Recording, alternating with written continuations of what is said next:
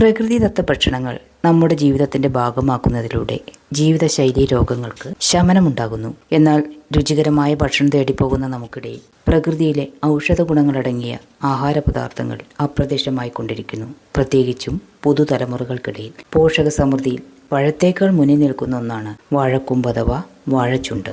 രോഗപ്രതിരോധം മുതൽ അകാല വാർദ്ധക്യം തടയൽ, ക്യാൻസറിനെ പ്രതിരോധിക്കുക, പ്രമേഹത്തിന് ശമനമുണ്ടാക്കുക എന്നിങ്ങനെ വാഴക്കൂമ്പ് വിഭവം കഴിക്കുന്നതിലൂടെ ധാരാളം ഗുണങ്ങൾ നമ്മുടെ ശരീരത്തിൽ എത്തിച്ചേരുന്നു. വൈറ്റമിൻ എ, സി, ഇ എന്നിവയുടെ കലവറയായ വാഴക്കൂമ്പിലെ നാരുകളുടെ സാന്നിധ്യം ദഹനത്തിനും പോഷകങ്ങൾ ആഗിരണം ചെയ്യുന്നതിനും അത്യുത്തമം. വിളർച്ചയുള്ള കുട്ടികൾക്ക് വാഴക്കൂമ്പ് രുചികരമായി പാചകം ചെയ്ത് നൽകാം. അതുപോലെ തന്നെ മുലപ്പാൽ കൂടുമെന്നുള്ളതുകൊണ്ട് മുലയൂട്ടുന്ന അമ്മമാർക്കും ഗുണപ്രദം. വളരെ എളുപ്പത്തിൽ ഇത് വച്ചൊരു തോരൻ ഉണ്ടാക്കാം. ആദ്യം തന്നെ ഒരു പിടി മുതിര ആവശ്യത്തിനുള്ള ഉപ്പിട്ട് വേവിച്ച് വെച്ചിട്ടുണ്ട്. വാഴക്കൂമ്പ് ഞാനിവിടെ 3 എണ്ണമാണ് എടുത്തിട്ടുള്ളത്. ഇതിൻ്റെ കടും നിറത്തിലുള്ള 4-5 പോളകൾ മാറ്റിക്കഴിഞ്ഞാൽ ബാക്കി ഉപയോഗിക്കാവുന്നതാണ്.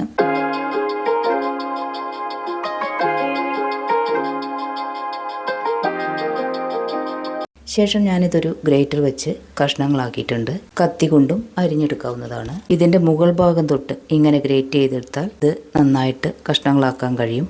അതുപോലെ തന്നെ ഇതിൻ്റെ കറ എല്ലാവർക്കും ഇഷ്ടപ്പെടാത്ത ഒന്നാണ്. ഈ കറ പോവാനായിട്ട് നമ്മുടെ കയ്യിൽ ലേശം വെളിച്ചെണ്ണയൊക്കെ തേച്ച് ഇത് നന്നാക്കി കഴിഞ്ഞാൽ അത്ര തന്നെ കറ പിടിക്കില്ല.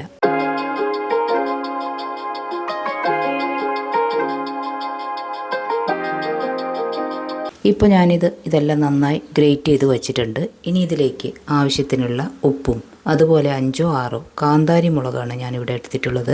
ഇത് രണ്ടും കൂടി ചേർത്ത് നന്നായി ഒന്നത് തിരുമ്മിയെടുക്കാം. ശേഷം ഞാനൊരു കടായി അടുപ്പത്ത് വെച്ചിട്ടുണ്ട്. അത് ചൂടായി കഴിഞ്ഞാൽ അതിലേക്ക് വെളിച്ചെണ്ണ ഒഴിച്ച് ചൂടായി കഴിഞ്ഞാൽ കടുകും മുളകും ഇട്ടൊന്ന് പൊട്ടിച്ചെടുക്കുന്നുണ്ട്. ഇനി നമ്മുടെ ഗ്രേറ്റ് ചെയ്ത് വെച്ച വാഴക്കൂമ്പ് ഇതിലേക്കിട്ട് അതുപോലെ തന്നെ നേരത്തെ തയ്യാറാക്കി വെച്ച മുതിര കൂടി ഇതിൽ ചേർക്കുന്നുണ്ട്. മുതിരയുടെ ഗുണങ്ങൾ നമുക്ക് എല്ലാവർക്കും അറിയാം. മുതിര പ്രമേഹം നിയന്ത്രിക്കാനും ശരീരഭാരം കുറയ്ക്കാനും വൃക്കയിലെ കല്ല് തടയാനുമൊക്കെ സഹായിക്കുന്ന പോഷക സമൃദ്ധമായ ഒരു ധാന്യമാണ്. അപ്പോൾ ഈ മുതിര ഞാൻ ആദ്യം തന്നെ ഉപ്പിട്ടാണ് വേവിച്ച് വെച്ചിട്ടുള്ളത്.